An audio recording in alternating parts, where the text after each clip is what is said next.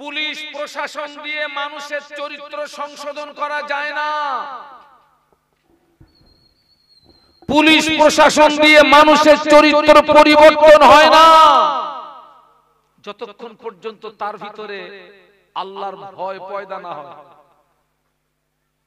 যে মেয়েদের দিকে ফিরে চোখ মারার দোষ আছে, ও পুলিশের ভিতরে রাখলেও খাবার করে মেরে দেবে।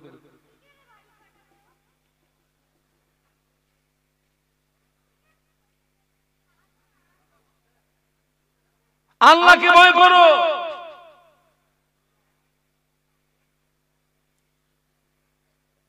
আল্লাহর ভয়টা যখন আপনার ভিতরে আসবে,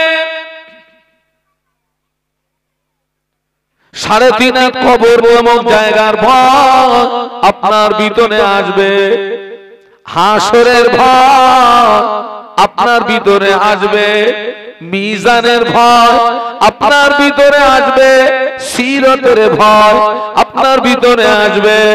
আপনি তখন আকৃতিতে মানুষ থাকবেন না, প্রকৃতপক্ষে মানুষের মতো মানুষ হয়ে যাবে।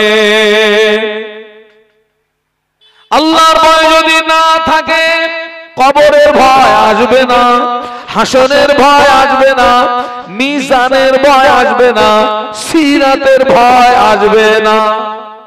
আমার কথা বুঝতে পারছেন না? পাচ্ছেন না? আল্লাহর ভয়টা যদি আসে, কবরের ভয় আসবে, হাসরের ভয় আসবে, মিজানের ভয় আসবে, সিরাতের ভয় আসবে। আল্লাহর ভয় যদি না থাকে, কবরের ভয় আসবে না, হাসরের ভয় আসবে না, মিজানের ভয় আসবে না, সিরাতের ভয় আসবে না। আজকে খবরে দেখেন, এক শ্রেণীর মানুষের ভিতর থেকে টোটাল আল্লাহর ভয় উঠে গেছে, আর আরেক শ্রেণীর মানুষের ভিতরে আল্লাহর ভয় আছে কিন্তু ভয়ের পাওয়ারটা কমে গেছে। কি কমে গেছে? ভোল্টেজ কমে গেছে।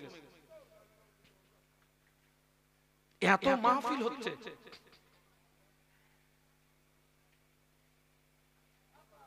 আমরা পরিবর্তন কতটা?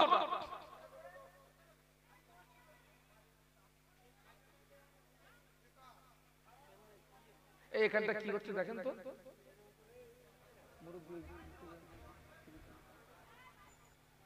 বাবা এই জায়গাটা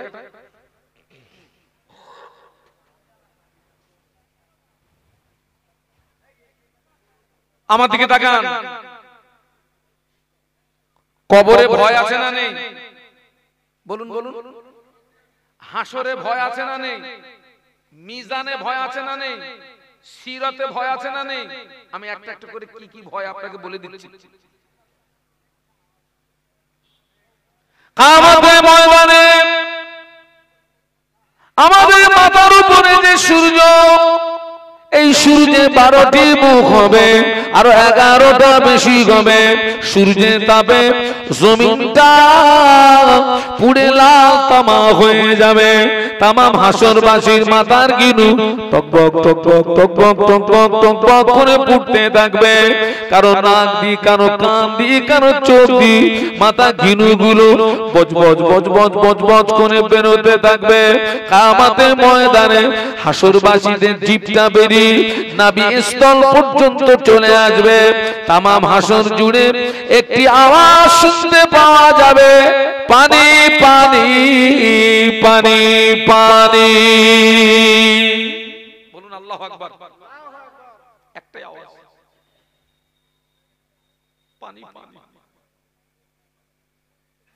কিয়ামতের ময়দানে কারোর গায়ের ঘামে টাকনু পর্যন্ত ডুবে যাবে, কারোর গায়ের ঘামে হাঁটু পর্যন্ত ডুবে যাবে, কারোর গায়ের ঘামে মাজা পর্যন্ত ডুবে যাবে, কারোর গায়ের ঘামে বুক পর্যন্ত ডুবে যাবে, কারোর গায়ের ঘামে থুতুনি পর্যন্ত ডুবে যাবে।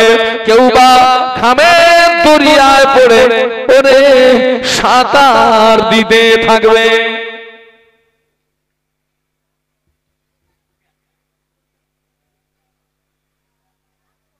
কিয়ামতের ময়দানে আল্লাহর পক্ষ থেকে আওয়াজ আসবে, অমতাজুল ইয়াওমা আইয়ুহাল মুজরিমুন আমতাজুল ইয়াওমা আইয়ুহাল মুজরিমুন আমতাজুল ইয়াওমা আইয়ুহাল মুজরিমুন আল্লাহ পাক ঘোষণা করবেন আয় আমার গুনাহগার বান্দা বান্দীরা তোরা আমার নেককার বান্দা বান্দীদের থেকে আলাদা হয়ে যা কিয়ামতের ময়দানে দুটো দল হবে একটি হলো নেককারের দল দ্বিতীয়টি হলো গুনাহগারের দল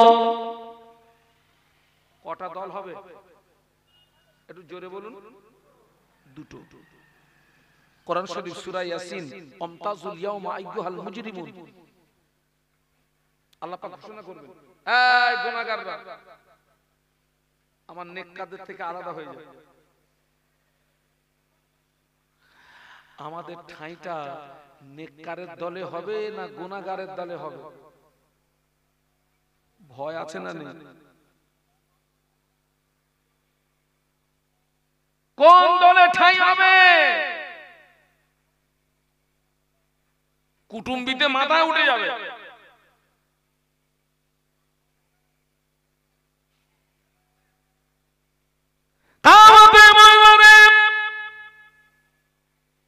আল্লাহ পাক আমলনামা উড়িয়ে দেবেন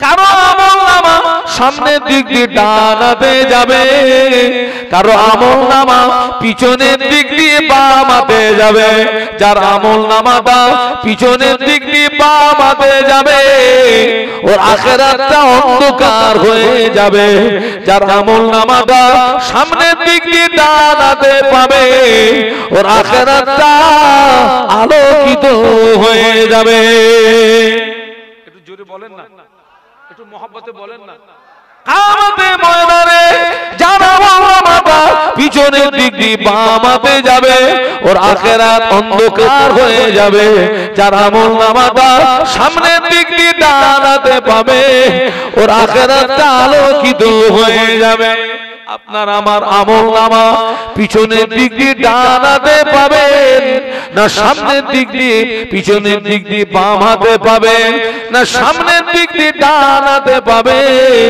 জায়গাটা ভয়ের আছে না নাই আছে না কোন হাতে পাবেন এখন কি বলা যাবে আল্লাহ আমলনামা উড়িয়ে দেবে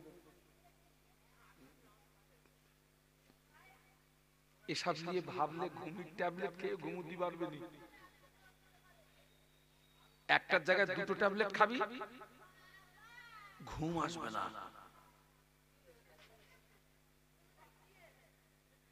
মৃত্যুকে নিয়ে ভাববেন ঘুম আসবে না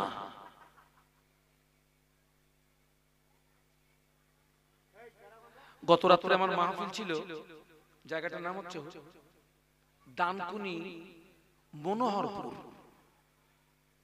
ডানকুনি একটা ঘরোয়া মাহফিল 11 মাসের ভিতরে স্ত্রী ছেলে এবং মেয়ের ইন্তেকাল হয়ে গেছে ক মাসের মধ্যে বলেছি টোটাল 11 মাসের ভিতরে 3 জন আউট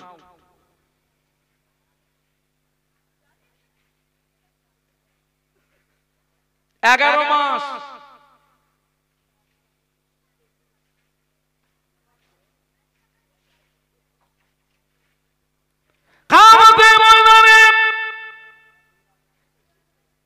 আল্লাহ পাক পুলসুরাতকে খাড়া করবেন ওই পুলসুরাতে নিচে জাহান্নামকে টেনে আনবেন পুলসুরাতটা হলো 1500 বছরের রাস্তা বলুন আল্লাহু আকবার একটু জোরে বলুন না পুলসুরাতটা হলো 1500 বছরের রাস্তা চুলের চেয়ে সরু হবে তলোয়ারের চেয়ে ধার হবে চুলের চেয়ে সরু হবে তলোয়ারের চেয়ে ধার হবে ওই পুলসুরাতের নিচে জাহান্নামকে টেনে আনা হবে কেউ যদি পুলসুরাতে স্লিপি হয়ে যায় জাহান্নামায় পড়ে যাবে এসব ভাবলে ঘুম আসবে বলুন বলুন বলুন পুলসুরাতে কেউ যদি স্লিপি হয়ে যায় টুকুরা টুকুরা হয়ে জাহান্নামায় পড়ে যাবে কিন্তু মওত হবে না। কি হবে না?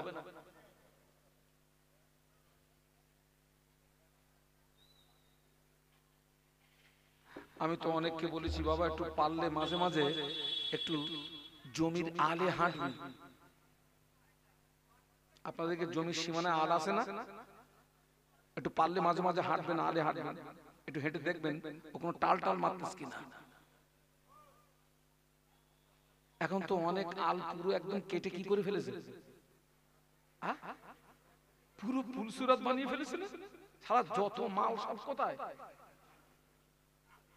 চাচা 24 ঘন্টা ঝালতেছে। মাঝে মাঝে হাঁটবে, কিয়ামতের ময়দানে কোনো ছায়া থাকবে না। আল্লাহ পাকের আশেপাশের রহমতের ঠান্ডা ছায়া ছাড়া আর কোন ছায়া থাকবে না। কিয়ামতের ময়দানে যারা আল্লাহ পাকের আশেপাশের রহমতের ঠান্ডা ছায়ার নিচে জায়গা পেয়ে যাবে, ওরা আল্লাহ পাকের জান্নাতি বান্দা হয়ে যাবে। কিয়ামতের ময়দানে আল্লাহ পাক তার 7 দল বান্দা বান্দি দিগকে আল্লাহ পাক আরশের রহমতের ঠান্ডা ছায়ার নিচে জায়গা করে দেবে। ওই 7 দলের ভিতরে একটি দল হলো আল্লাহ নবী বললেন ইমামুন আদিলুন, পৃথিবীর জমিনে যারা ন্যায় বিচারক করে, যারা ন্যায় বিচারক, যারা ইনসাফের সঙ্গে বিচার করে, আল্লাহর সন্তুষ্টির জন্য বিচার করবে, হক বিচার করবে, আল্লাহ পাক ওই ন্যায় বিচারক দিগকে আরশের রহমতের ঠান্ডা ছায়ার নিচে জায়গা করে দেবে। একটু জোরে বলেন না, একটু মহব্বতে বলেন না। হ্যাঁ, এখন সমাজে আর ন্যায় বিচার আছে? এখন তো বিচার হচ্ছে সব মালে ওলট পালট। আপনাদের দিকে এরকম হয় না? গরিবের বিচার একরকম, ধনীর বিচার আর এক রকম। গরিব যদি অভাবের তাড়নায় কারো বাগানের এক কাঁদি কলা চুরি করে খায়, ওর পার ফরজ হয়। আর ধনী যদি লক্ষ লক্ষ টাকা তসরুফ করে, মাল ধামা চাপা দেওয়া হয়। কি চাপা? একটু জোরে বলেন। আমি বলি তুই সব দৃষ্টি চাপা দিলি, আল্লাহর দৃষ্টি কি চাপা দিতে পারলি নাকি? যাবে? হ্যাঁ, আল্লাহর দৃষ্টি আড়াল করা যাবে? ধামা চাপা তো দিলি।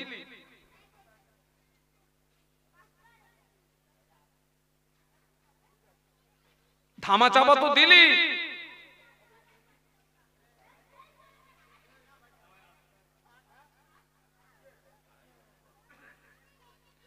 এই ছেলেরা কি 2.5 ঘন্টা বলবে?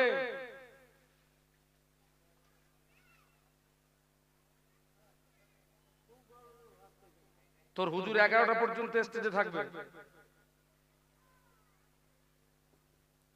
দরুদ শরীফ আল্লাহুম্মা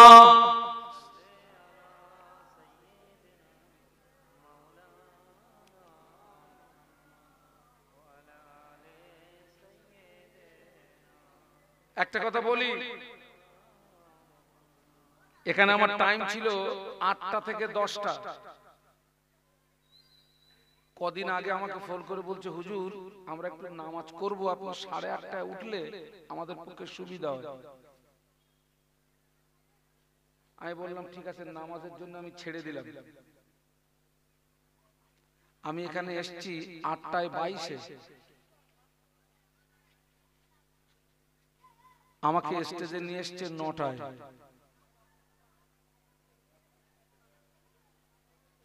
এখন আবার ওখান থেকে শুনতে পাচ্ছি একই কিলোস্কার মেশিন নাকি হারা যে স্টার্টে ছেড়ে দিয়েছে, হুজুর তুমি চালাও। দরুদ শরীফ আল্লাহুম্মা সাল্লি আলা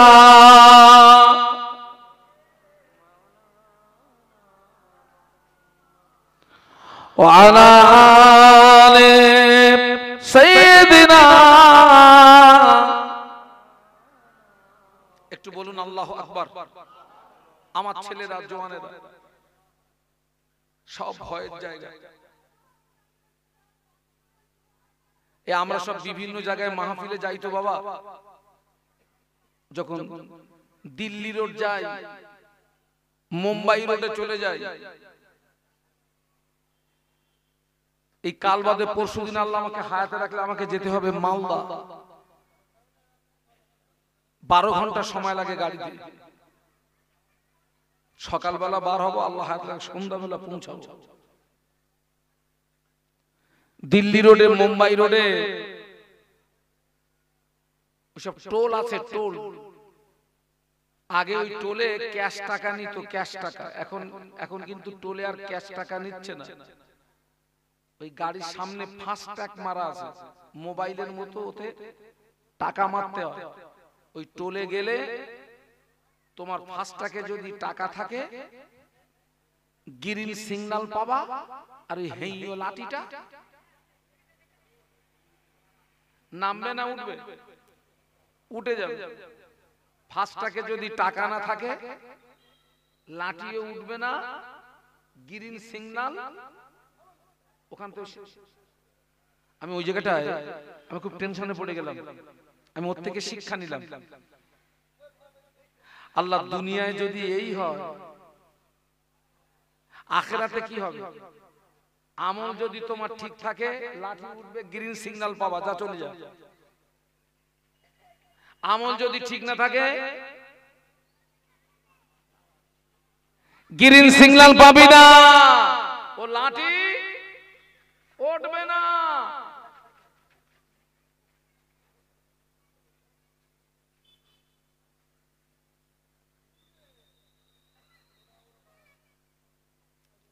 আমি যে বছরে আল্লাহ আমাকে প্রথম প্লেনে করে আল্লাহ আমাকে মাহফিলে নিয়ে গেলেন, জীবনের প্রথম প্লেনে করে মাহফিলে যাচ্ছি। আমার জীবনের অনেক ইতিহাস আছে। আমি ছুটে ছুটে মাহফিল ধরেছি। ট্রেন থেকে নেমেছি, 3 কিলোমিটার দূরে মাহফিল, সময় হয়ে গেছে, সাইকেল কেনার পয়সা নেই। তো এক হাতে 2 জুতো নিয়েছি, আর এক হাতে এই জামা লুঙ্গি ধরেছি, ধরে উঁচু করে মাছ ছুটে ছুটে স্টেজে গিয়েছি। নাহমাদুহু বলে আর কিছু বলতে পারছি না, দম লেগে গেছে। পাকা ইমানদারের পরিচয় হলো, বাড়ির লবণ যদি ফুরিয়ে যায়, আগে কার কাছে চাইতে হবে বলুন? পাকা ইমানদারের পরিচয়, বাড়ির লবণ যদি ফুরিয়ে যায়, আগে আল্লাহর কাছে চাইতে হবে। সুবহানাল্লাহ বলুন। পাকা ইমানদারের পরিচয়, জুতোর ফিতে যদি ছিঁড়ে যায়, আগে আল্লাহর কাছে চাইতে হবে। নাউজুবিল্লাহ, তার মানে এই নয় যে ঘটকটুকুর থেকে জুতোর ফিতে কিনে এনে তোমার লাগিয়ে দেবে। পাকা ইমানদারের পরিচয়, কিছু ফুরিয়ে গেলে কার কাছে? আমি তখন দোয়া করছি, আল্লাহ এইরকম জুতো খুলে ছুটে ছুটে আর কতদিন মাহফিল ধরবো? একটা সাইকেল হয়। কাকে বলছি কথাটা? আল্লাহ। আল্লাহ একটা সাইকেল হয়, আল্লাহ আমাকে একটা সাইকেল দিলেন। সাইকেলে করে মাহফিলে যাচ্ছি। তখন তো এত দূরে মাহফিল ছিল না, সব মাহফিল ছিল এলাকার ভিতরে। বাবা, সাইকেল চালিয়ে মাহফিল করতে গেলে কষ্ট হবে না? হবে না? তো অনেকদিন সাইকেলে মাহফিল। আল্লাহ, আর কতদিন সাইকেল চালাবো? আমি আর পারতেছি না। আল্লাহ, একটা হাতে টানা হয়। আল্লাহ একটা মোটর সাইকেল দিলেন।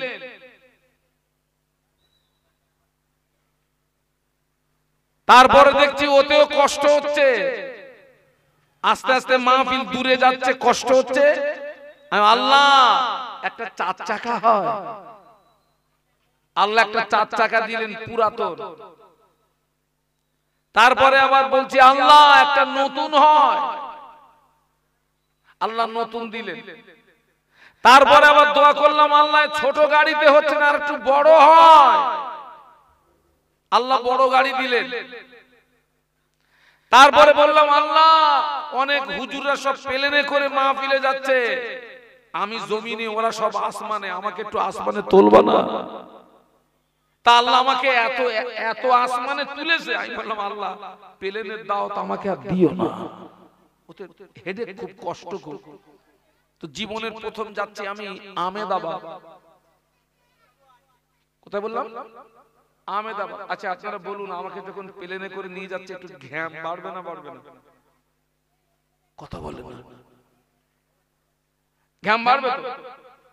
আমি কত বড় হুজুর হয়ে গেছি তা না হলে আমাকে প্লেনে করে নিয়ে যাচ্ছে। একদম বাস্তব কথা, সেদিন আমি একটু কায়দা মেরে যাচ্ছিলাম, নতুন জামা, নতুন পাজামা, নতুন রুমাল, নতুন জুতো, নতুন ব্যাগ। হ্যাঁ, কিন্তু প্লেনে উঠতে গেলে যে চেক হয় ও তো আমার 14 পুরুষও জানে না। 14 পুরুষ কেউ তো প্লেনে উঠেনি। কারা কারা প্লেনে উঠেছেন একটু হাত তোলেন তো। প্লেন ওই একটা জায়গায় গিয়ে টিকিট নিয়ে দাঁড়াতে হয়, দুটো হাত এইরকম করে দাঁড়াতে হয়।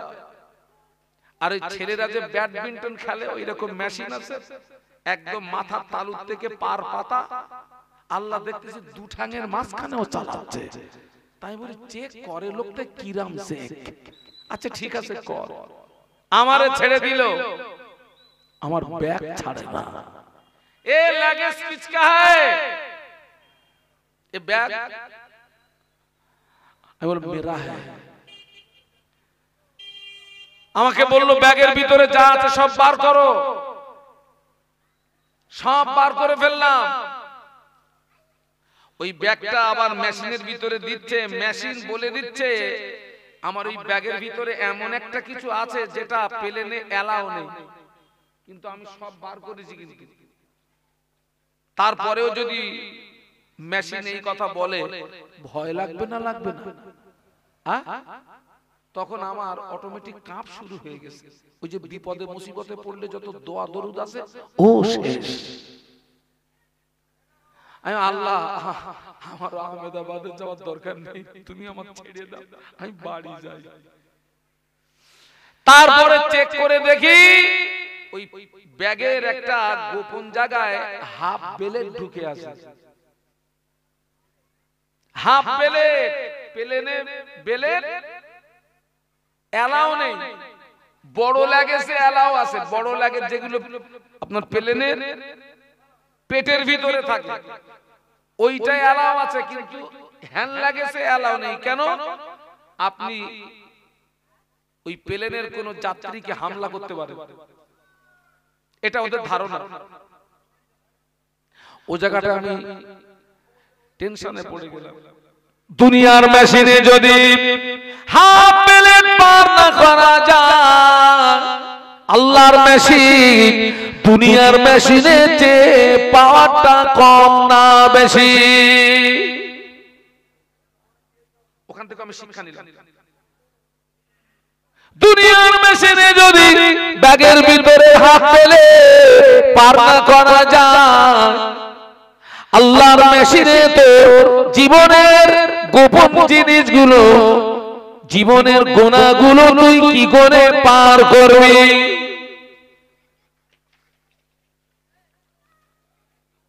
কথা বুঝতে পারছেন না? পারছেন?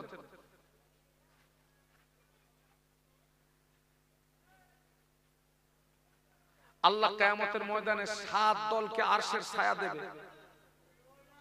তার ভিতরে একটা দল যারা ন্যায় বিচারক,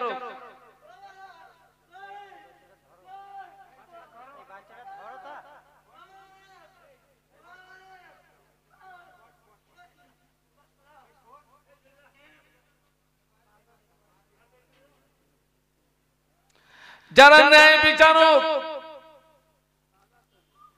যারা ইনসাফের সঙ্গে বিচার করবে, আল্লাহর সন্তুষ্টির জন্য বিচার করবে, আল্লাহ পাক ওই ব্যক্তিকে কিয়ামতের ময়দানে আমার আল্লাহ আরশের ছায়ার নিচে জায়গা করে দেবে। একটু জোরে বলুন সুবহানাল্লাহ, একটু মহব্বতের সঙ্গে বলুন। এই সমস্ত ভয়গুলো যতক্ষণ পর্যন্ত আমাদের ভিতরে না আসবে, আমরা ততদিন আকৃতিতে মানুষ থাকব, আমরা ততদিন মানুষের মতো মানুষ হতে পারবো না। এই ভয়টা নেই বলে আজকের আমরা ওয়াজ শুনি, আমাদের ভিতরে নামাজ নেই। আমরা ওয়াজ শুনি, আবার আমরা শীতের সময় মিলন মেলায় গিয়ে অংশগ্রহণ করি।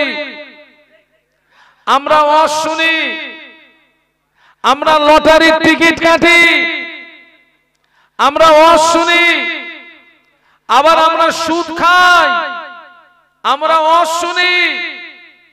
মদের সঙ্গে সম্পর্ক, ওয়াজ শুনি। গাঁজার সঙ্গে সম্পর্ক, ওয়াজ শুনি। শরীয়ত বিরোধী কাজ সব আমাদের ভিতরে।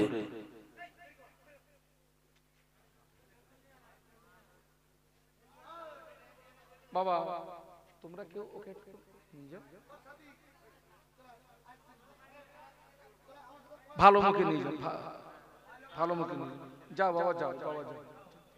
একটু দরুদ শরীফ আল্লাহুম্মা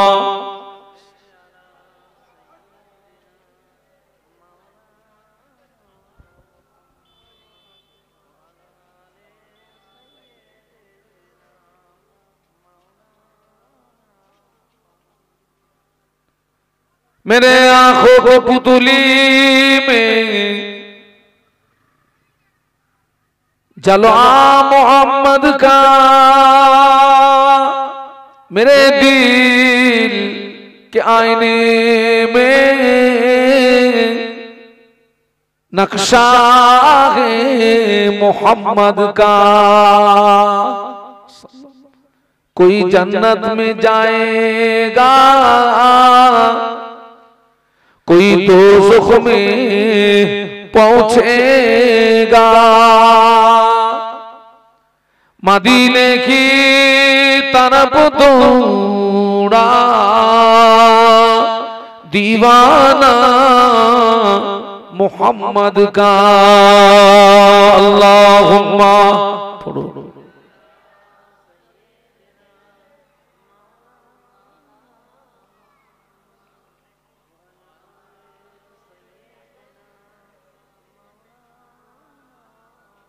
আমার ছেলেরা, জওয়ানেরা, যুবকেরা, মায়েরা, বোনেরা, আমি শাহনুর আলম আপনাদেরকে বলে যাচ্ছি, আল্লাহকে ভয় করুন।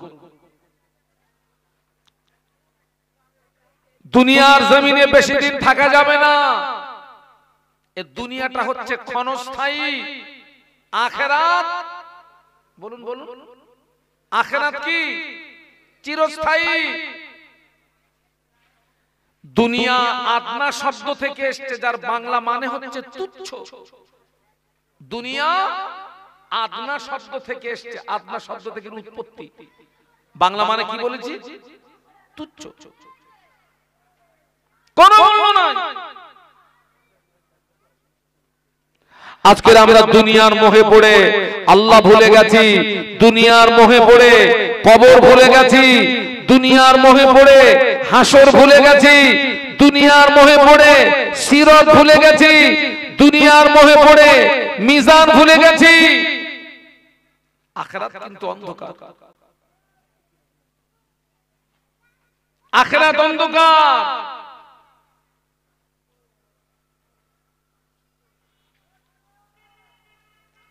আপনি এক বালতি পানির ভিতরে আপনার দুটো হাত দিয়ে দেন, শরীরে যত ক্ষমতা আছে ওই পানিকে মুঠো করে ধরুন, বালতির ভিতর থেকে হাতটা তুলুন, মুঠোটা খুলুন, আপনার মুঠোর ভিতরে কতটা পানি থাকবে বলুন বলুন। এত মজবুতি করে ধরলেন, সে পানি গেল কোথায়? আজ পর্যন্ত আপনি তাম পৃথিবীর জমিনে এমন কোন নজির দেখাতে পারবেন না যে কেউ দুনিয়ার পিছনে ছুটে দুনিয়াকে সে গ্রেফতার করতে পেরেছে, বরং দুনিয়া তাকে, বলুন, দুনিয়া হচ্ছে পরের স্ত্রীর সমতুল্য।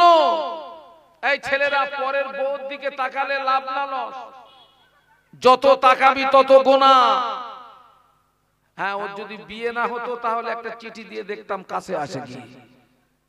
তো বিয়ে হয়ে গেছে, দুনিয়া হচ্ছে পরিস্থিতির সমতুল্য।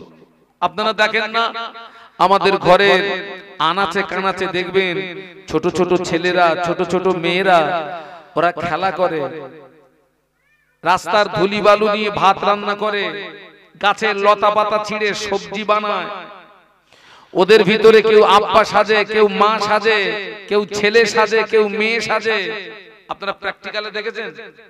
তুমুল রান্না হচ্ছে, কয়েক কোটি লোক খাবে। কেউ কাটতেছে, কেউ নাড়তেছে, কেউ জাল দিচ্ছে। রান্না হয়ে গেছে, কলার পাতা ছিঁড়ে ওই 303 চালের ভাত এক মুঠো করে মেরে দিছে। কি সে? ধুলো।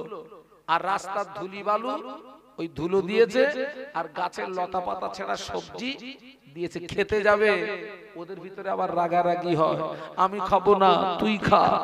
আর একজন বলে আমি যাব না তুই যা।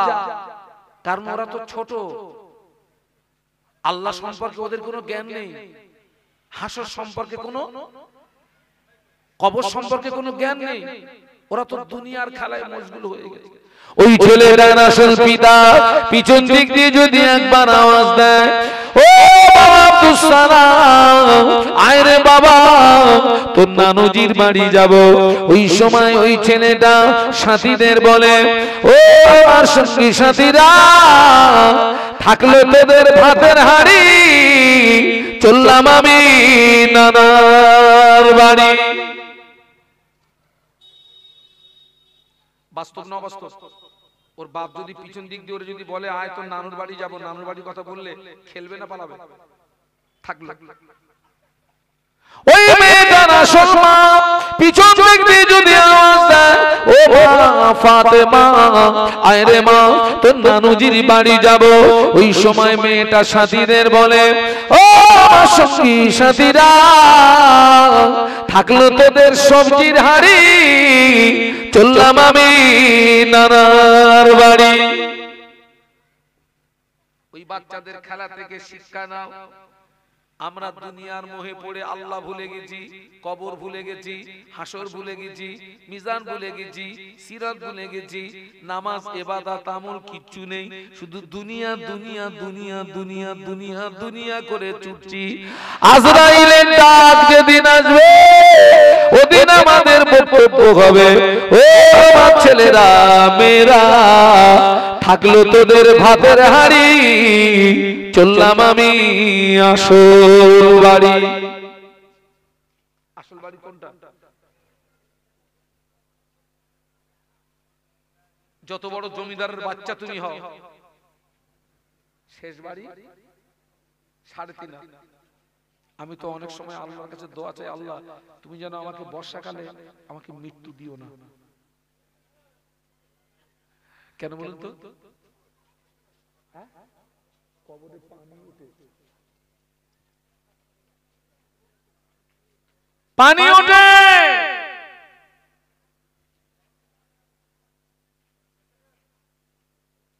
ও বাদশা জুলকারনাইন একদিন সঙ্গী সাথীদের ডাকলেন, একটা ওসিয়াত করলেন, ও আমার সঙ্গী সাথীরা, আমি একটা ওসিয়াত করে যাচ্ছি।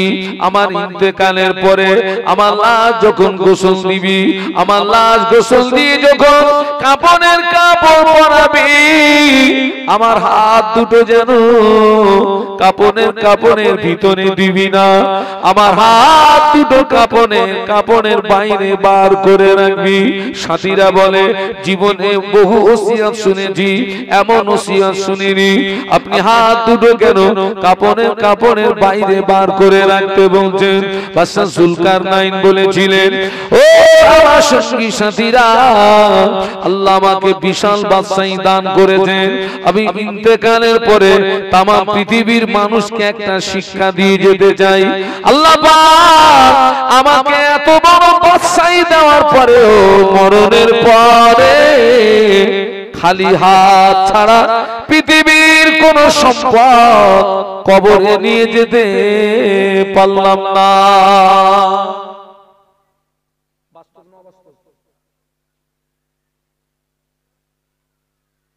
এই যে আমরা গুনার সমুদ্রে হাবুডুবু খাচ্ছি কেন? ওই অতিরিক্ত লোভ করতে গিয়ে আরো চাই, বলুন বলুন বলুন, আরো চাই। আল্লাহ রাসূল বলেছেন আদম সন্তানের পেট কবরের মাটি ছাড়া ভরবে না। আপনি একজনকে যদি এক মাঠ সমান সোনা দেন, ও কি ওই পর্যন্ত নিয়ে সন্তুষ্ট হবে বলে মনে হয়? নেক্সট আবার কি হবে? যদি আর এক মাঠ হয়, আবার যদি আর এক মাঠ দেওয়া হয়, আবার আর এক মাঠ। তাই রাসূল বলেছেন আদম সন্তানের পেট কবরের মাটি ছাড়া ও যতক্ষণ কবরে না যাবে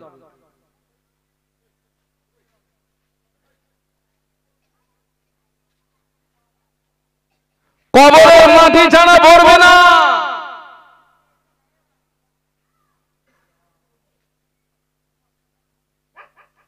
আল্লাহকে ভয় করুন,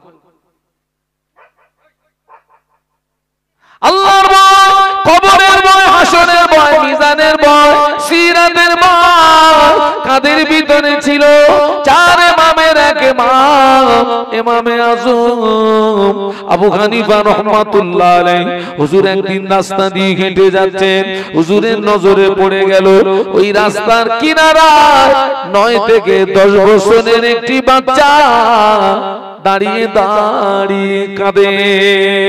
ইমামে আযম আবু হানিফা রাহমাতুল্লাহ আলাইহি গুটি গুটি পায়ে এগিয়ে গিয়ে ওই বাচ্চাটাকে কাছে ডেকে বললেন, ও বাবা ছেলে, তুমি কেন রাস্তার পাশে দাঁড়িয়ে দাঁড়িয়ে কাঁদছো? কি হয়েছে তোমার? কিসের জন্য তুমি কাঁদো? ছোট্ট বাচ্চাটা বলেছিলেন, ও জগতের মা, আমি বড় ক্ষুধার্ত ছিলাম, বাড়িতে গিয়ে আমার আম্মা জানের কাছে খেতে চাইলাম, আমাদের বাড়িতে খানা তৈরি ছিল না।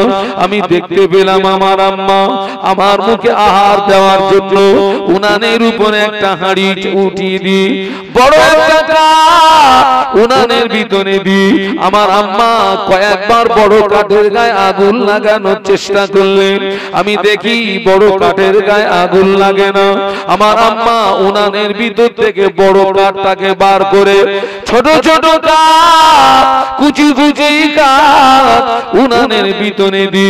একবার যেই না আগুন লাগিয়ে দিয়েছে, ছোট কাঠের গায়ে আগুন লেগে গেল, উনানটা জ্বলে উঠলো। ও জগতের মা, এবারে আমার আম্মা পূর্বে সেই বড় কাঠটা উনানের ভিতরে যেই না দিয়েছে, অতি সহজে বড় কাঠের গায়ে আগুন লেগে গেল। ওই দৃশ্যটা দেখে কোরআন শরীফের একটি আয়াতে শরীফার কথা মনে পড়ে গেল। আল্লাহ কোরআন শরীফে বলেছেন, ওয়াকুদুহান নাসু ওয়াল হিজারা। ও জগতের ইমাম, আল্লাহ পাক কিয়ামতের ময়দানে তার একদল বান্দা বান্দি দিগকে এবং এই জমিনের পাথর দ্বারা আল্লাহ পাক জাহান্নামের কাঠ হিসাবে ব্যবহার করবে। আমি চিন্তায় পড়ে গিয়েছি, আমাদের মতো ছোট ছোট বাচ্চাগুলোকে আল্লাহ কিয়ামতের ময়দানে আগে যদি জাহান্নামের ভিতরে দিই, জাহান্নামটাকে যদি ধরিয়ে দেয়, জাহান্নামটাকে যদি জ্বালিয়ে নেয়, তারপরে বড় বড় লোকগুলোকে যদি আমাদের উপরে ফেলে দেয়, আমরা জাহান্নামের নিম্ন দেশে চলে যাব, জাহান্নামের তলদেশে পৌঁছে যাব। না না না, জাহান্নামের আগুন সহ্য করতে পারবো না। এই কথা মনে করে খাওয়া দাওয়া বন্ধ করে বাড়ি থেকে বেরিয়ে রাস্তার পাশে দাঁড়িয়ে দাঁড়িয়ে দাঁড়িয়ে দাঁড়িয়ে আল্লাহ পাকে জাহান্নামের ভয়ে কাঁদছি।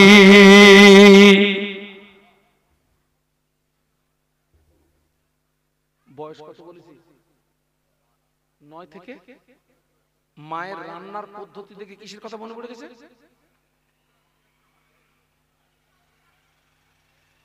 আল্লাহ এত কিছু দেখাচ্ছে, এত কিছু দেখাচ্ছে আল্লাহ, তাও আমরা পরিবর্তন না।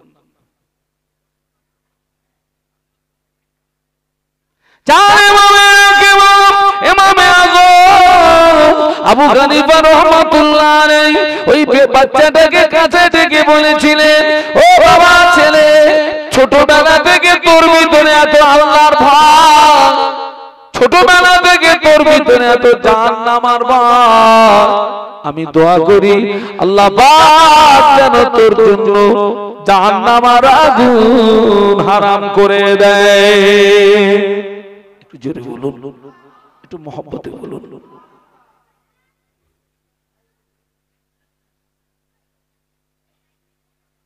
তাম পৃথিবীর জমিনে যত ইমাম সাহেব, মাওলানা সাহেব, মুফতি সাহেব, মুবাল্লিগ সাহেব, পীর সাহেব, দরবেশ সাহেব, সুফি সাহেব, কারোর ক্ষমতা নেই আপনাকে হেদায়েত করে দেওয়ার।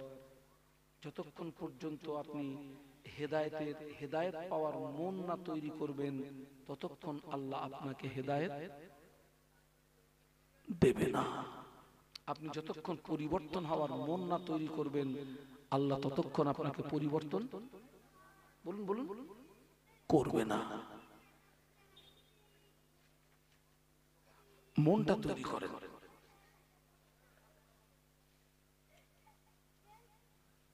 আমার ছেলেরা, যুবকেরা, মায়েরা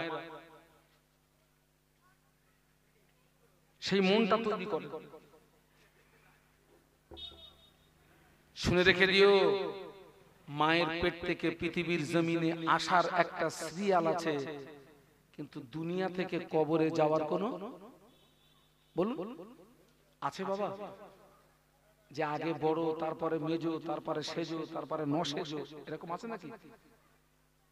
না।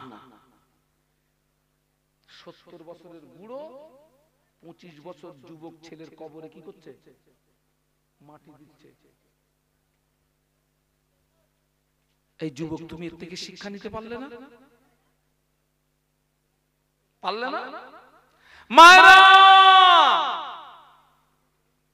এই যে মায়েরা কি জ্যান্ত আছে না মরে গেছে? এই খোকারা, ও আল্লাহ নবী মদিনার মসজিদে নববী শরীফে, মদিনার মসজিদে নববী শরীফে আল্লাহ নবী জোহরের নামাজ আদায় করলেন। মদিনার মসজিদে নববী শরীফে আল্লাহ নবী জোহরের নামাজ আদায় করে আম্মা জান আয়েশা সিদ্দিকা রাদিয়াল্লাহু তাআলা আনহার হুজরাতে তাশরীফ আনলেন। আল্লাহ নবী আম্মা জানের হুজরাতে এসে দেখে আম্মা জানের ঘরের দরজাটা বন্ধ করা। আল্লাহ নবী ঘরের বাইরে দাঁড়িয়ে একবার সালাম দিলেন, দুইবার সালাম দিলেন, তিনবার সালাম দিলেন, সালামের জবাব পেলেন না। তিনবার সালামের জবাব পেলেন না। আল্লাহ নবী মনে করলেন এটা বিপদের আশঙ্কা, কেন আয়েশা আমার সালামের জবাব দিল না? আল্লাহ নবী ঘরের ভিতরে প্রবেশ করলেন। ঘরের ভিতরে প্রবেশ করে দেখে আমাদের আম্মা জান ঘরের একটা কোণে নামাজের পাটিতে সিজদায় পড়ে কচি বাচ্চার মতো রোনাজারি করে, কচি বাচ্চার মতো কান্নাকাটি করে। আল্লাহ নবী চুপটি মেরে দাঁড়িয়ে রইলেন। আল্লাহ নবী কোনো আওয়াজ দেন না, আল্লাহ নবী কোনো কথা বলেন না। কিছু সময় পরে আম্মা জান আয়েশা সিদ্দিকা রাদিয়াল্লাহু তাআলা আনহা সিজদা থেকে যেই না মাথা তুললেন, আল্লাহ নবী জিজ্ঞাসা করলেন, ও বিবি আয়েশা, এই দুপুরের সময় ঘরের দরজা বন্ধ করে নামাজের পাটিতে সিজদায় পড়ে কাঁদছো কেন? কি হয়েছে তোমার? কিসের জন্য তুমি কাঁদো? আম্মা জান আয়েশা সিদ্দিকা রাদিয়াল্লাহু তাআলা আনহা বলেছিলেন, ইয়া রাসূলুল্লাহ, হাবিবাল্লাহ, আমি আয়েশা আপনার জন্য রান্না করছিলাম, আমি আয়েশা আপনার জন্য রান্না করছিলাম। হঠাৎ রান্না করতে করতে উনানের ভিতর থেকে এক টুকরা আগুন আমি আয়েশা আর হাতের উপরে পড়ে গেল। যারা যন্ত্রণা সহ্য করতে পারি না, জাহান্নামের কথা মনে পড়ে গেল। পৃথিবীর আগুনের চেয়ে জাহান্নামের আগুনের তাপ আরো 70 গুণে বেশি হবে। পৃথিবীর আগুনের চেয়ে জাহান্নামের আগুনের ক্ষমতা আরো 70 গুণে বেশি হবে। আল্লাহ কোন কারণবশত আমি আয়েশাকে যদি জাহান্নামী বানিয়ে দেয়, আমি আয়েশা জাহান্নামের আগুন সহ্য করতে পারবো না। এই কথা মনে করে আমি আয়েশা রান্না বান্না বন্ধ করে ঘরের দরজা জানালা বন্ধ করে নামাজের পাটিতে সিজদায় পড়ে আল্লাহ পাকের জাহান্নামের ভয়ে কাঁদছি।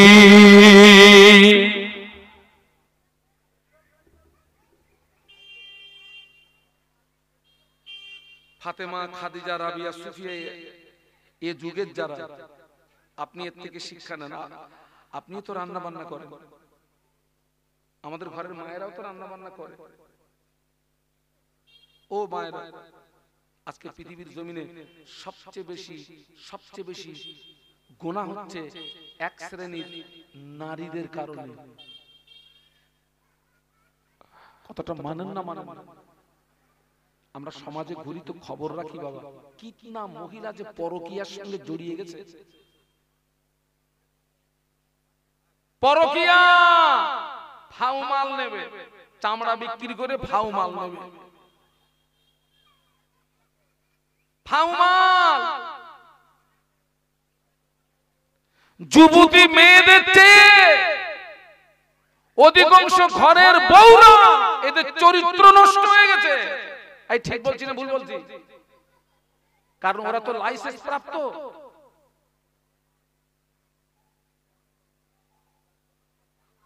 বাড়ির বউটা বেরিয়ে গেছে 5 দিন 7 দিন 8 দিন, স্বামী কিছু বলে না, মাল আনতেছে মা, শালা তুইও মরবি ও মরবে,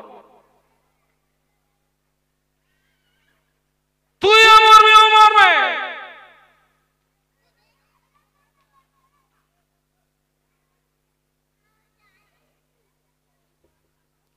ওতে সরের ব্যবসা কর, টাকা পাবি।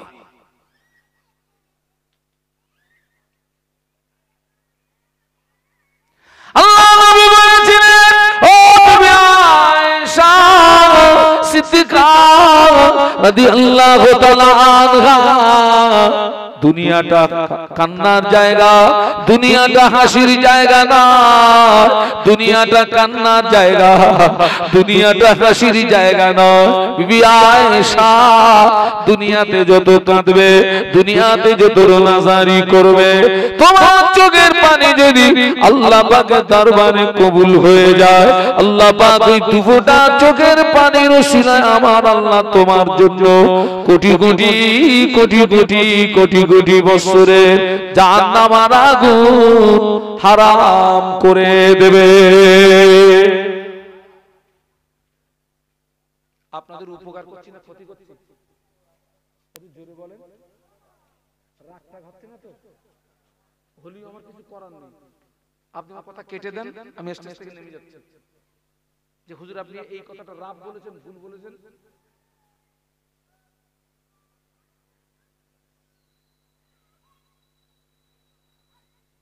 আমি 27 বছর সমাজে ঘোরা লোক, আমার দাড়ি চুল পেকে গেছে রে।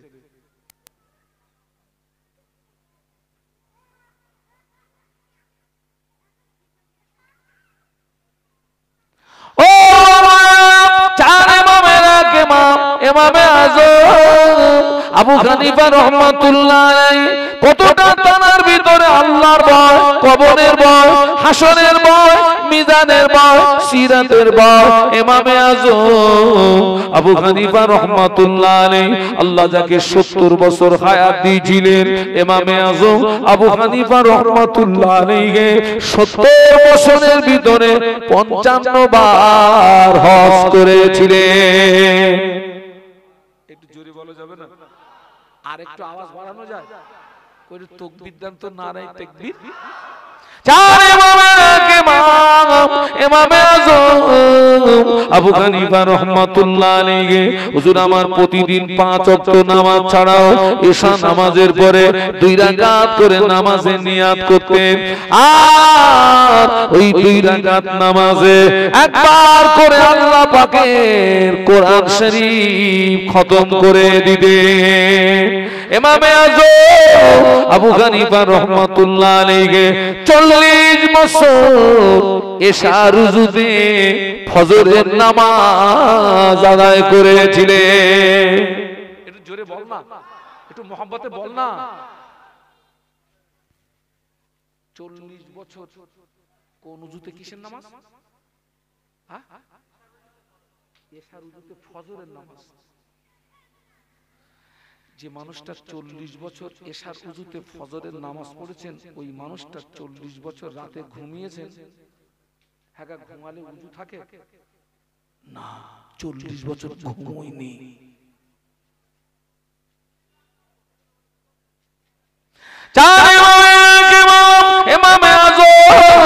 আবু হানিফা রাহমাতুল্লাহ আলাইহি একদিন ভক্তদের ডাকলেন, ভক্তদের ডেকে একটা ওসিয়াত করলেন, ও আমার সঙ্গী সাথীরা, ও আমার ভক্ত মুরিদেরা, আমি একটা ওসিয়াত করে যাচ্ছি। একটা জায়গা দেখিয়ে বললেন, ও আমার ভক্তরা, আমার ইন্তেকালের পরে এই জায়গাটা আমার কবর দিবি বাবা, এই জায়গাটা আমার দাফন করবি বাবা।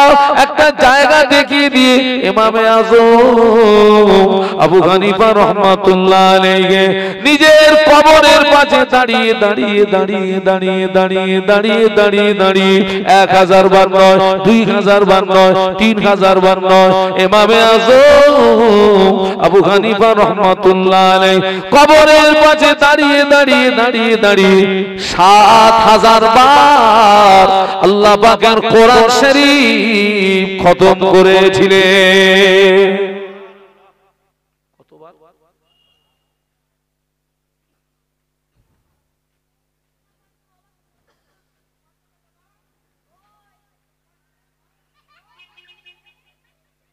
ইমামে আযম কাবায় চলে গেলেন, আল্লাহর খানায় কাবা তওয়াফ করলেন, মাকামে ইব্রাহিমে নামাজ পড়লেন, জমজমের পানি পান করলেন, সাফা মারওয়া সাই করলেন। একদিন গভীর রাত, নিশুতি রাত, কাবায় এসে দেখে টোটাল কাবা ফাঁকা, টোটাল কাবায় কেউ নাই। পুরো কাবা কি পুরো ফাঁকা। আমার জীবনের প্রথম হজ হচ্ছে 2006 সালে, আমার জীবনের দ্বিতীয় হজ হচ্ছে 2014 সালে। ওই 2006 সালে যখন হজে গিয়েছি তখন আমি শারীরিক দিক দিয়ে একদম খুব আপনার কি বলে হিষ্টপুষ্ট ছিলাম। আমাকে দেখে অনেকে ভয় করত, একটা ঘুষি মারবো তো 5টা ফেলে দেবো। 2006 সালে যখন হজ পাকে গেলাম, একদিন নিয়ত করলাম যে আজকের এশার নামাজের পরে কাবায় যাব, আগে একটু হাজরে আসওয়াদ পাথরে চুমু দেবো, কারণ ওই হাজরে আসওয়াদ পাথরে চুমু দিলে জীবনের গুনাহ আল্লাহ মাফ করে দেয়। সাথে জুটে গেল আরো 7 জন। টার্গেট হচ্ছে কে আগে চুমু দিতে পারে।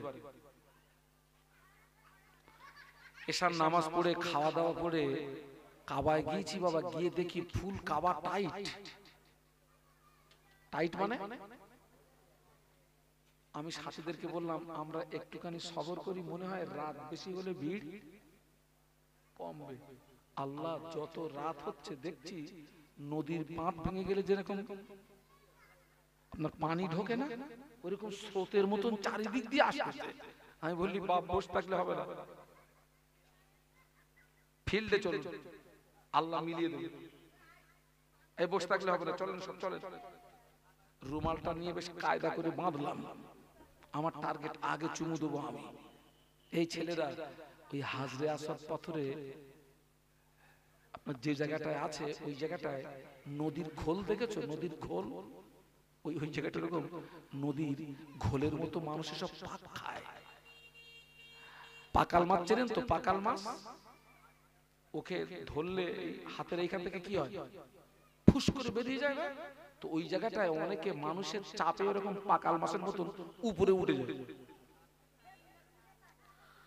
আমি যখন ওখানে গিয়েছি আমার যেন আপনার মনে হলো যে টোটাল শরীরের আমার কোনো হাড় নেই, মানে চচ্চর করে যেন মনে হলো হাড়টা সব একটা কুচিয়ে গেছে। সব চুমু দিলাম, দিয়ে একদম ওই রকম পাকাল মাছের মতন উপরে উঠে গেছি। ইমামে আযম স্টেশন দেখে পুরো কাবা ফাঁকা, কেউ নেই।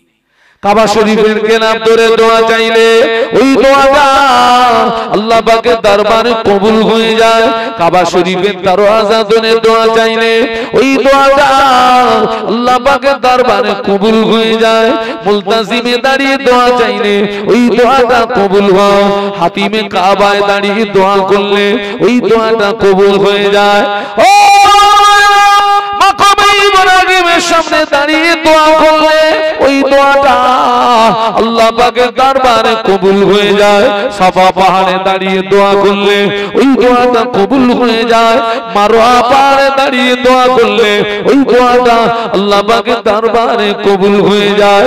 ইমামে আযম আবু হানিফা রাহমাতুল্লাহ আলাইহি খানায় কাবার গেলাপটা ধরে কাঁদতেন, আল্লাহ পাক আমার জীবনের গুনাহ maaf করে দিন, জাহান্নামের আগুন হারাম করে দিন। আল্লাহ পাক আমার জীবনের গুনাহ maaf করে দিন, জাহান্নামের আগুন হারাম করে দিন। কাঁদতে কাঁদতে ইমামে আযম আবু হানিফা রাহমাতুল্লাহ আলাইহি বেহুশ হয়ে আল্লাহ খানায় কাবায় পড়ে গিয়েছে।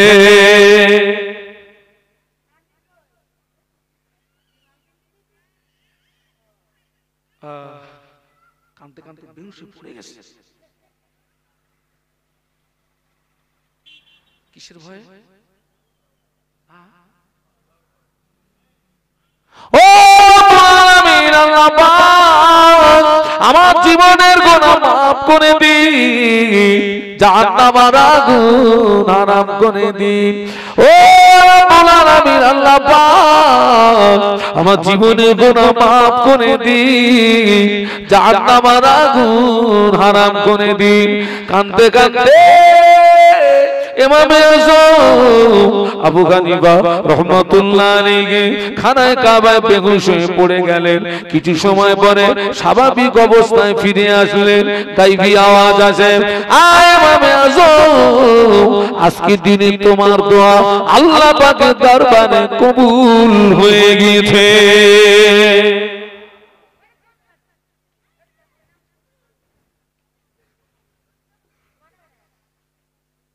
আমার ছেলেরা, আমার জওয়ানেরা, আমার যুবকেরা, আমার মা বোনেরা, আমি আপনাদেরকে জ্ঞান দিতে আসিনি।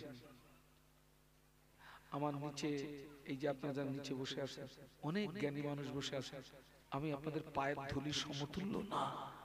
তো আমি যে কথাগুলো বলে যাচ্ছি বাড়ি গিয়ে একটু ভাববেন। আমি আপনাদেরকে ভোগলামি দিতে আসিনি।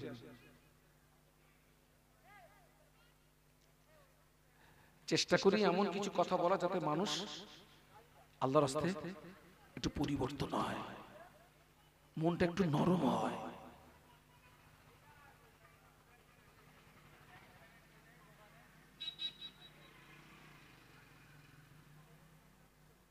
আল্লাহ পাক আমাদেরকে হেদায়েত নসিব করেন, বলুন আল্লাহুম্মা আমিন।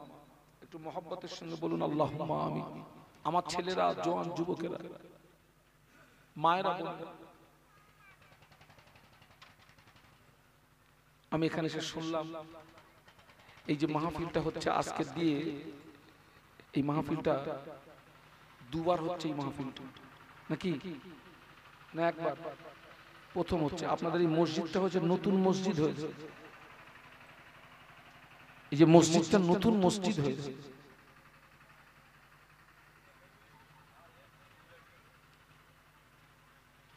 এই নতুন মসজিদ হয়েছে। সবাইকে বলে যাচ্ছি, এই যে নতুন মসজিদটা হলো, সবাইকে বলে যাচ্ছি মসজিদের সঙ্গে সম্পর্ক রাখবেন, মসজিদের সঙ্গে সম্পর্ক রাখবেন।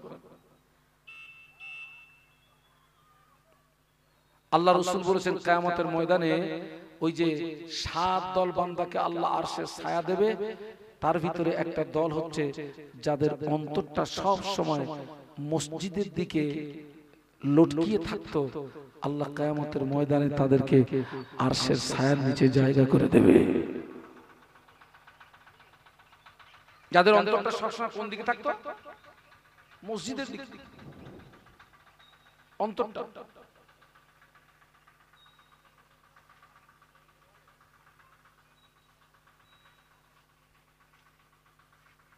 দরুদ শরীফ আল্লাহুম্মা জোরে জোরে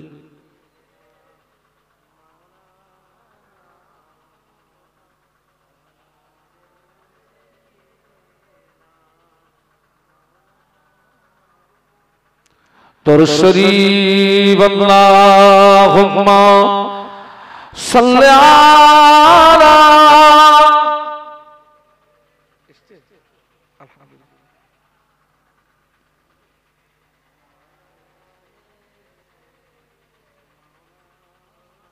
এই সকলের তাকবীর দেন তো নারায়ে তাকবীর। আমি এবার জানটা ফিরে পেয়েছি খোকা, একটু জোরে তাকবীর দেন না নারায়ে তাকবীর।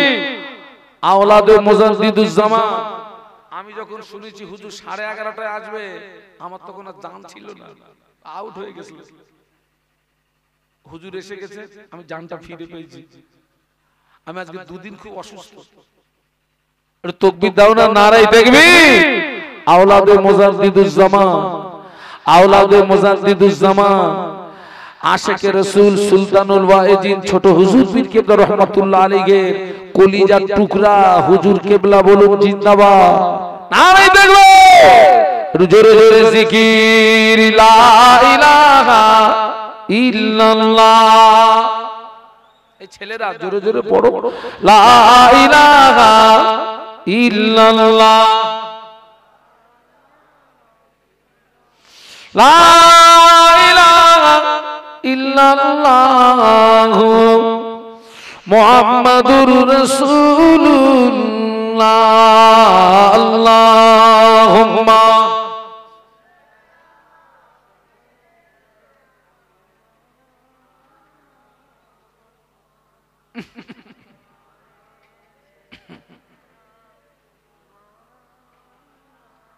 আমার ছেলেরা, জওয়ানেরা, যুবকেরা, মা বোনেরা প্রত্যেককে বলে যাচ্ছে, আজকের এই মাহফিলটাকে জীবনের শেষ মাহফিল মনে করুন, শেষ সাক্ষাৎ মনে করুন।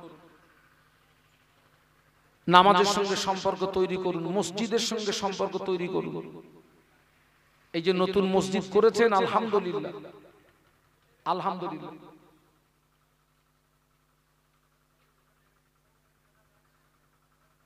নতুন মসজিদ করেছেন আলহামদুলিল্লাহ,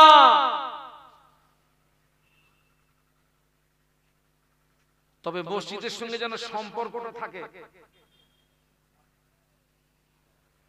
আমার কথা বুঝতে পারছেন না? মসজিদের সঙ্গে যেন কি থাকে? সম্পর্ক। যুবকেরা,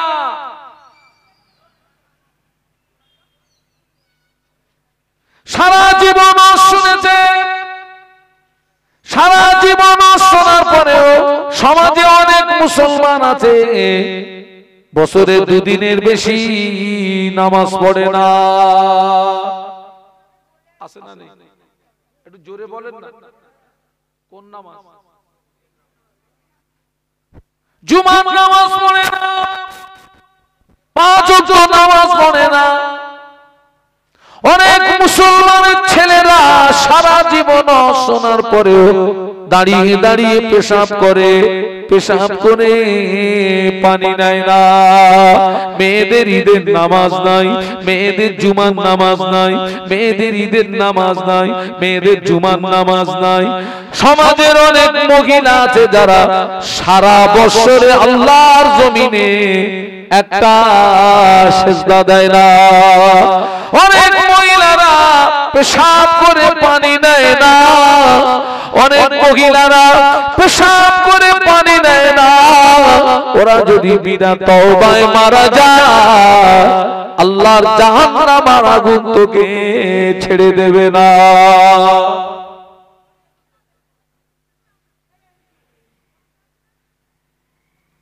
মসজিদ তৈরি করেছেন আলহামদুলিল্লাহ, মসজিদের সঙ্গে সম্পর্ক। মেয়েদের মসজিদ কোনটা? আপনারা কি ইতিকাফের নিয়ত করেছেন না কি বলেন তো দেখি?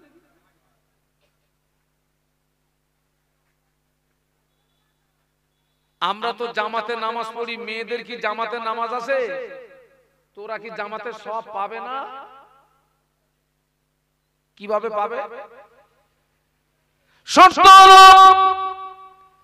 মেয়েরা বাড়িতে একটা জায়গা যদি নামাজের জন্য খাস করে নেন, এই জায়গাতে আমি নামাজ পড়বো, একটা জায়গা যদি খাস করে নেন, একা একা একা একা নামাজ পড়বে, কিন্তু আল্লাহ পাক ওই মহিলার নামায় আমলে আমার আল্লাহ জামাতে নামাজ পড়ার সওয়াব দিয়ে দেবে।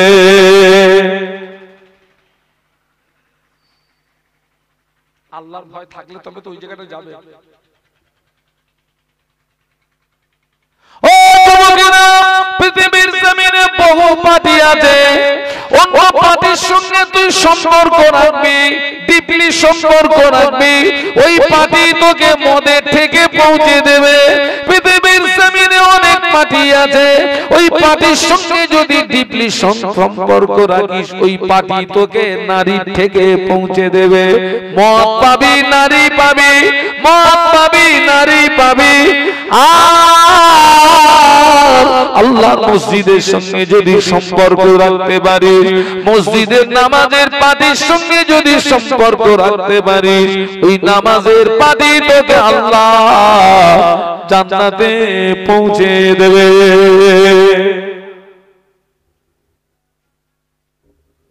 কোথায় পৌঁছে দেবে?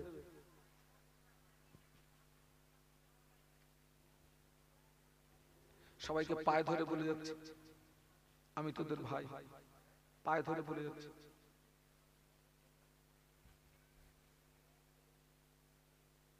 সবাই 5 ওয়াক্ত নামাজ পড়বে, সবাই 5 ওয়াক্ত নামাজ পড়বে। স্ত্রীকে নামাজের কথা বলবেন, ছেলেকে নামাজের কথা বলবেন, মেয়েকে নামাজের কথা বলবেন। আল্লাহ আমাকে একটা ছেলে দিয়েছে, আল্লাহ আমাকে একটা মেয়ে দিয়েছে। আমার মেয়ের বয়স এই কম বেশি 11 ছুঁই ছুঁই। আমি প্রতিদিন যখন বাড়ির থেকে মাহফিলে আসি, ও আমার 2 গালে 2টো চুমু দেয়, বিনিময়ে ও একটা টাকা পায়। আমি ওকে বলেছি, মা নামাজ পড়লে টাকাটা বেশি পাবি। মাগরিবের আযান হয়ে গেছে, মা শিগগির যাও উযু করে এসো, তোমার আম্মার সঙ্গে তুমি নামাজ পড়ে নাও। আর ছেলেকে বলি, বেটা আয় আমরা একসঙ্গে জামাতে নামাজ পড়ি, আয়। বাপের দায়িত্ব হচ্ছে ছেলের হাত ধরে মসজিদ পর্যন্ত পৌঁছে দেওয়া, মায়ের দায়িত্ব হচ্ছে মেয়ের হাত ধরে নামাজের পাটি পর্যন্ত। আল্লাহ পাকের রহমত হয়ে যাবে। অনেকে আছে নামাজ পড়তে গেলে 1 নাম্বার হলো শরীর পাক, 2 নাম্বার হলো কাপড় পাক, 3 নাম্বার হলো জায়গা পাক। কি পাক? নামাজ পড়তে গেলে 1 নাম্বার শর্ত হলো শরীর পাক, 2 নাম্বার শর্ত হলো কাপড় পাক, 3 নাম্বার শর্ত হলো জায়গা পাক। অনেক ছেলেরা মেয়েরা ফরজ গোসলের নিয়ম জানে না। তোর গোসল যদি সঠিক না হয়, শরীর পাক হলো না। শরীর যদি পাক না হয়, নামাজ হবে না। অনেকে আছে গোসল ফরজ হয়ে গেছে, পুকুরে হেইয়ো মারি বলে পড়েছে, ওরে বাবারে বলে উঠেছে, ওই গোসল হবে না। আমার কথা শুনতে পাচ্ছেন না? পাচ্ছেন না? আওয়াজ যাচ্ছে পর্যন্ত?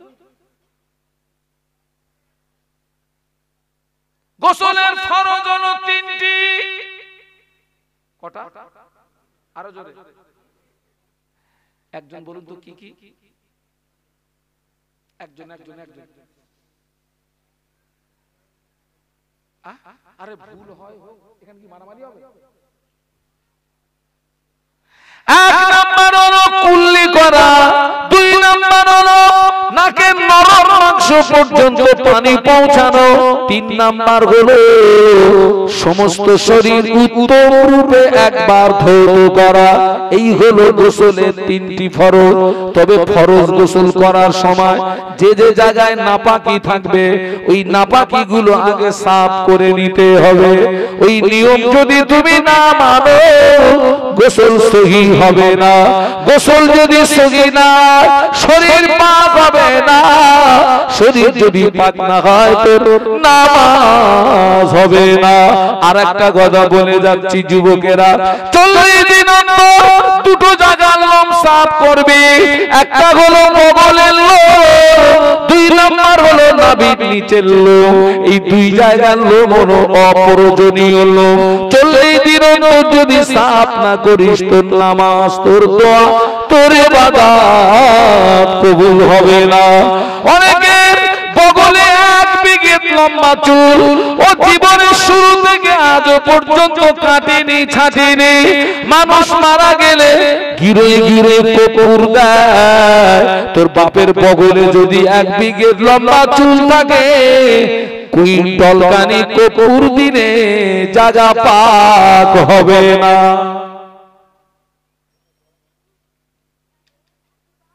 দুটো জায়গার লোম হচ্ছে অপ্রয়োজনীয় লোম।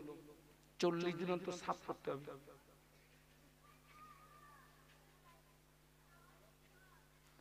আল্লাহ আমাদেরকে হেদায়েত দান, বলুন আমিন, বলুন আমিন। সেই জন্য আপনি ফরজ গোসলটা কি করে করবেন, উজুটা কি করে করবেন, নামাজে কি করে দাঁড়াবেন, নামাজে যখন দাঁড়াবেন নজরটা কোন দিকে থাকবে, রুকুতে যখন যাবেন নজরটা কোন দিকে থাকবে, সিজদায় যখন যাবেন আগে কপাল যাবে না নাক যাবে, সিজদায় গিয়ে আপনার নজরটা কোন দিকে থাকবে, 2 সেজদার মাঝখানে ওয়েট করতে হবে না, হবে না। সেজদায় গেলেন, উঠলেন, আপনি এই জায়গাটায় রুকলেন না, আবার সেজদায় চলে গেলেন, ওয়াজিব ছুটে গেল। 2 সেজদার মাঝখানে 1 তাসবিহ পরিমাণে ওয়েট করাটা ওয়াজিব। আপনি রুকলেন না, সেজদায় চলে গেলেন, সেজদা দিলেন না, নামাজ সমাপ্ত করলেন, আপনার নামাজ ফাসিদ হয়ে গেল, নামাজ হলো না। অনেকে জানে না, মায়েদের কিছু গোপন মাসলা মাসায় জানে না। আমি ওই জন্য যে মাহফিলে যাই আমার সঙ্গে এই কিতাবটা থাকে।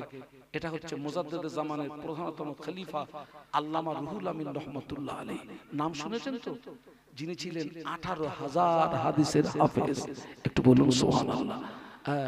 যিনি আপনার ফুরফুরা শরীফে যখন পীরের দরবারে যেতেন, পীরের সম্মানার্থে ফুরফুরা জমিনে পায়ে জুতো দিতেন না।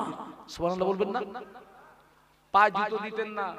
আর মুজাদ্দিদে জামান বসিরহাটের হুজুরকে দেখলে বসে থাকতেন না, অমনি দাঁড়িয়ে যেতেন। আল্লামা হুজুর জিজ্ঞাসা করেছিলেন, আপনি আমার পীর, আপনি আমার মুর্শিদ, হুজুর আপনি আমাকে দেখে দাঁড়ান কেন? আমার লজ্জা হয়, আমার শরম হয়। হুজুর আপনি আমাকে দেখে দাঁড়াবেন না, আমার লজ্জা হয়, শরম হয়। মুজাদ্দিদুস জামান বলেছিলেন, আমি তোমাকে দেখে দাঁড়াই না বাবা, তোমাকে দেখে সম্মান করি না বাবা। আল্লাহ পাক তোমার সিনায় যে ইলম দিয়েছে, আমি আবু বকর ওই ইলমের তাজিমে দাঁড়িয়ে যাই। হুজুর আল্লামা বলে গেলেন, আমার কিতাব যার ঘরে থাকবে আমি রুহুল আমিন তারই ঘরে রয়ে গেলাম। আমি অধম, আমি এই কিতাবটা জলসা জলসা বিক্রি করি। উদ্দেশ্য আমার হুজুরের, আমার আল্লামা হুজুরের একটু রুহানি দোয়া পাওয়া। এর প্রিন্ট আছে 70 টাকা, আমি এটা 50 টাকা করে বিক্রি করি। আমার এই সাথী ভাইরা যাচ্ছে, জীবনে অনেক পয়সা তো নষ্ট করেছেন, 50টা টাকা দিয়ে হুজুরের একটা কিতাব একটু নেবেন, একটু পড়বেন। মায়েরা যারা পর্দার আড়ালে আছেন, যদি আঁচলের মুড়ো 50টা টাকা থাকে, ছোট্ট একটা বাচ্চাকে দিয়ে একটা কিতাব একটু সংগ্রহ করবেন, একটু পড়বেন, পড়বেন। আল্লাহ পাকের রহমত হবে, আল্লাহ পাকের রহমত হবে, আল্লাহ পাকের রহমত হবে। আজকে আপনার কত সৌভাগ্যবান যে আজকে আপনাদের গ্রামে আমার মুজাদ্দিদে জামানের আওলাদ এসেছেন, দাদা হুজুরের আওলাদ এসেছেন। আজকে আপনারা কত সৌভাগ্যবান। মুজাদ্দিদে জামানের আওলাদ তিনি আপনাদেরকে নিয়ে আখেরি মোনাজাত করবেন, দোয়া মোনাজাত তিনি করবেন, হুজুর কিবলা তিনি আসবেন, আমি আপনাদের কাছ থেকে বিদায় নেব। আমি আজকে 3 দিন বাবা আমার এই ঘাড়ে ওই যে কি বলে স্পন্ডলাইটিস না কি বলে না, ওইটা হয়ে গেছে। এখন যখন আমি ওয়াজ করি তখন ঘাড়, পিঠ, হাত সব একসঙ্গে যন্ত্রণা করে, অটোমেটিক এখন আমার যন্ত্রণা শুরু হয়ে গেছে। আমি আজকে খুব টেনশনে ছিলাম যে এখানে আমি শেষ পর্যন্ত বক্তব্য রাখতে পারবো কিনা, মানে এতটা যন্ত্রণা করছিল। আল্লাহ পাকের খাস রহমত, আল্লাহ পাকের দয়া যে আল্লাহ পাক আমার থেকে কিছু বলিয়ে নিয়েছেন। আমি আল্লাহ পাকের শুকরিয়া আদায় করছি, আলহামদুলিল্লাহ রাব্বিল আলামিন। আপনারা এই মাহফিলটা প্রত্যেক বছর কায়েম রাখবেন। তবে একটা কথা বলে যাচ্ছি, এই মাহফিলটা কায়েম রাখবেন কিন্তু কুটুম বেশি দাওয়াত করবেন না। যদি কুটুম দাওয়াত করবেন একটা শর্তে করবেন, বাড়ি আসতে হবে, সোজা মাহফিলে যেতে হবে, ক্ষুধা লাগলে খাবা, মাহফিলে গিয়ে বসবা। বাড়ি এসে যদি সারাক্ষণ বাড়ি থাকো তোমারে কিন্তু থাকতে দেবো না। এই শর্তে যদি ওর নিমন্ত্রণ লাই দিবি, আর নইলে না লাই ফিরে আসবি।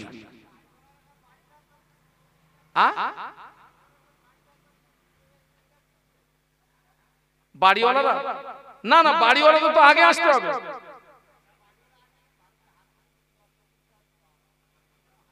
তাই এই বাড়িওয়ালারা সব কোথায়?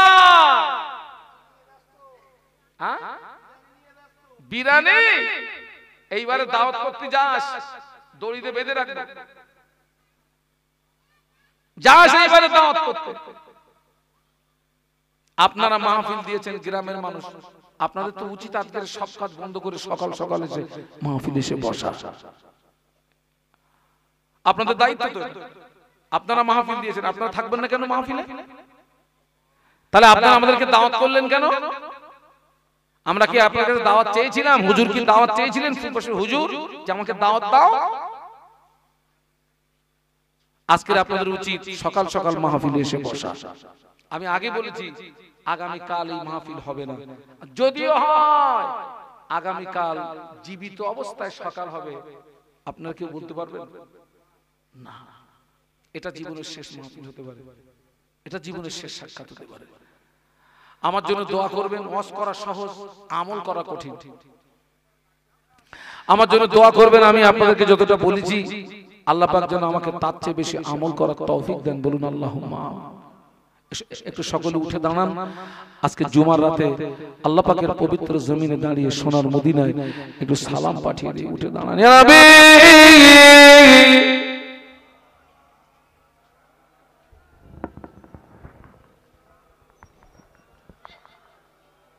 ঠিক আছে।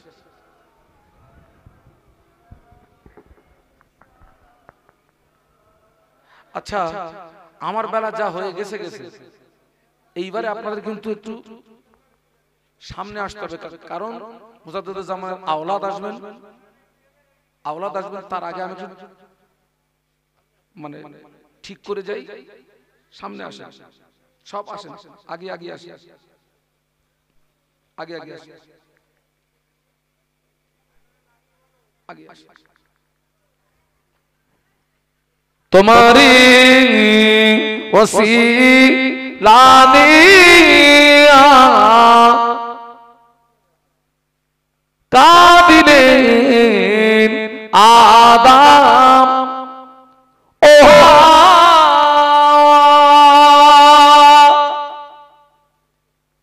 হইল মাবুদের দয়া কবুল করিলেন দোয়া নবী।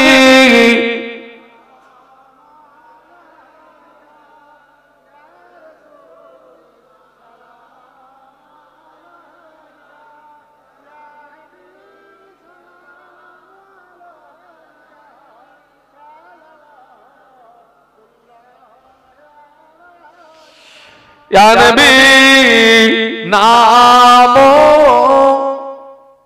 প্যারা, ইয়া রাসূল নামো প্যারা,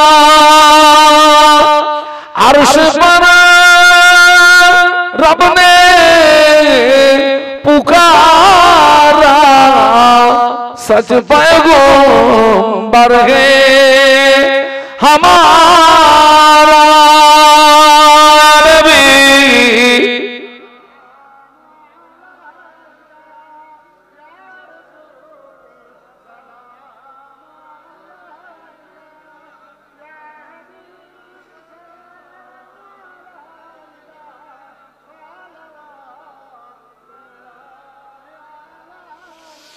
उड़िल अल्लाह ओ बानी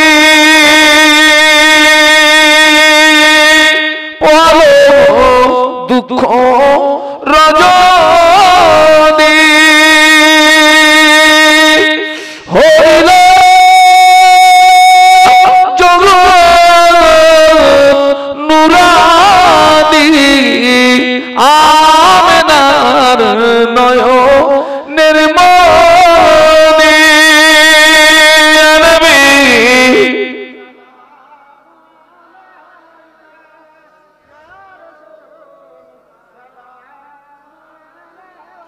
या हबीब सलाम अलैका सलाम या रब्बि सल्ली व सल्लिम दाइमान अबदा।